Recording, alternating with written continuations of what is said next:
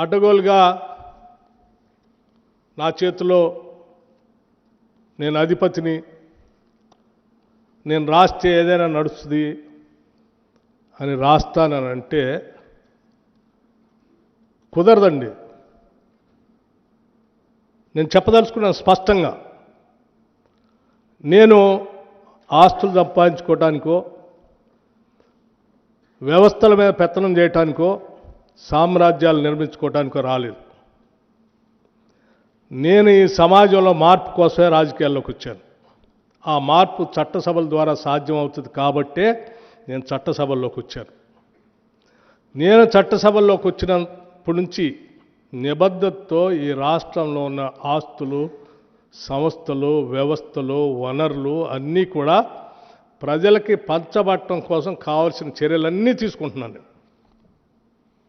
మా నాయకుడు రాహుల్ గాంధీ గారు సిపెక్ సర్వే చేస్తే ఈ రాష్ట్రంలో మొత్తం తేటతెల్లం అవుతుంది, ఎక్స్రే లాగా చేయాల్సిందే, మేము చేస్తాము అధికారంలో రాగానే ఎన్నికల సందర్భంగా చెప్తే ఎస్, ముఖ్యమంత్రి గారు క్యాబినెట్ మొత్తం అంతా నిర్ణయం చేస్తే ప్లానింగ్ శాఖ చూస్తున్న నేను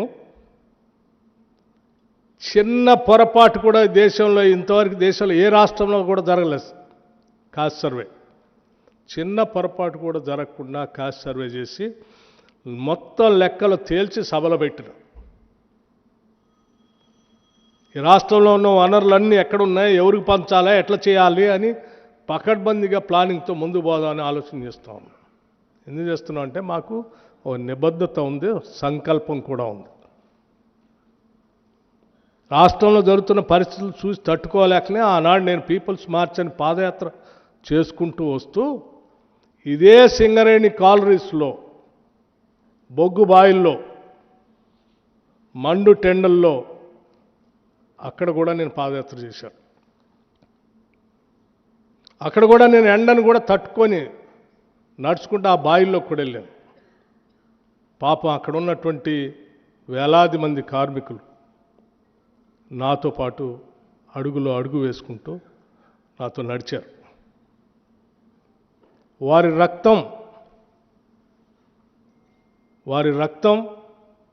వారి కండలు శ్రమిస్తే ఆ శ్రమతో కారినటువంటి చెమటతో తడిసిన బొగ్గు బావుల్ని ఎట్టి పరిస్థితుల్లో ఏ రాబందుల్ని వాళ్ళనేను,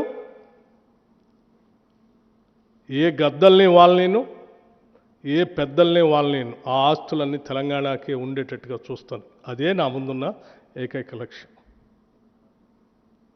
ఇది నేను భావోద్రేకం నాకున్నటువంటి ఆ సింగరేణి కార్మికుల బాధల్ని ప్రత్యక్షంగా చూసిన తర్వాత ఆ బొగ్గుబాయిలు ఈ తెలంగాణ రాష్ట్రానికి ఎంత అవసరం తెలిసినటువంటి వ్యక్తి వాటిని కాపాడుతూ ముందు తీసుకొని పోతాను తప్ప ఇటువంటి పనులు జరగనేను.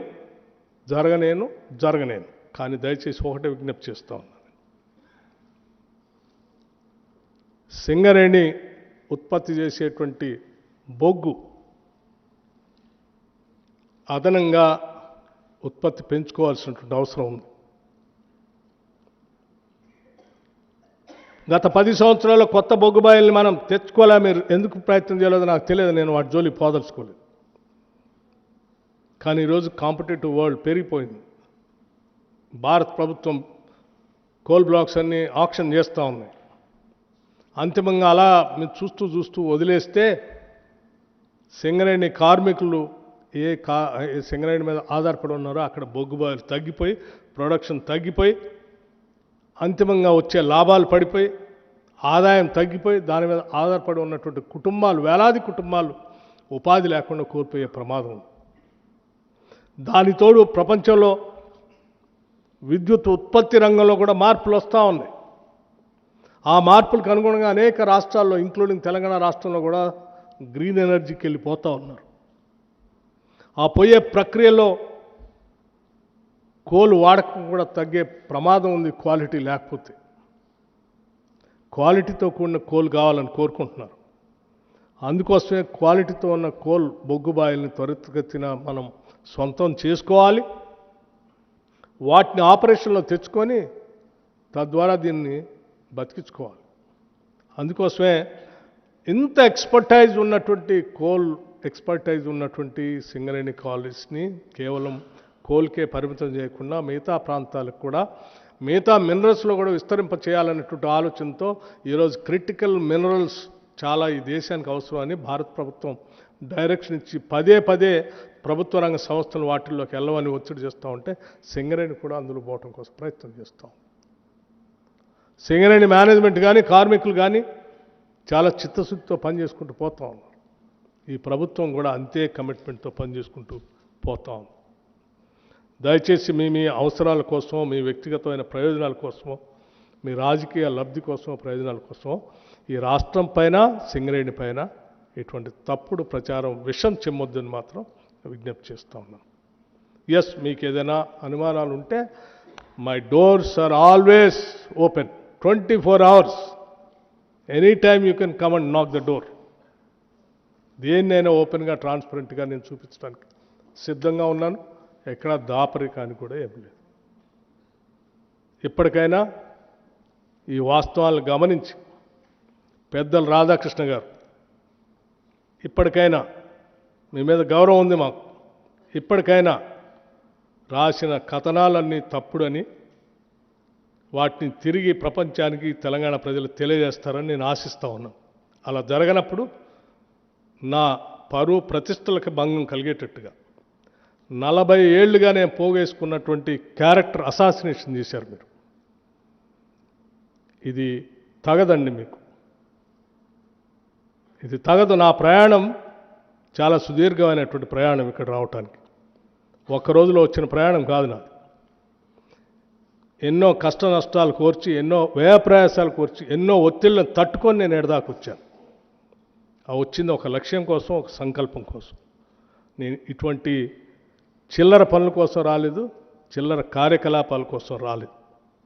నాకు వేరే ఉన్నతమైనటువంటి ఆలోచనలు, భావాలు ఉన్నాయి. వాటిని అమలు చేసుకుంటూ పోవాలి. కాబట్టి నేను మీకు స్పష్టంగా చెప్తా ఉన్నాను, నేను పోగేసుకున్న నా వ్యక్తిత్వాన్ని నువ్వు ఒక్క రోజుతో, ఒక్క కలంతో రాస్తా అంటే నేను చూస్తూ ఊరుకోవటానికి సిద్ధంగా లేదు. దయచేసి ఇప్పటికైనా మీరు, నేను వ్యక్తిగతంగా అడుగుతా ఉన్నాను, ఈ రాష్ట్ర ఉప ముఖ్యమంత్రిగా అడుగుతా ఉన్నాను మిమ్మల్ని, రాసిన దాన్ని పొరపాటని మీరు తిరిగి ఈ వాస్తవాలన్నీ ప్రచురిస్తారని ఆశిస్తా ఉన్నాను.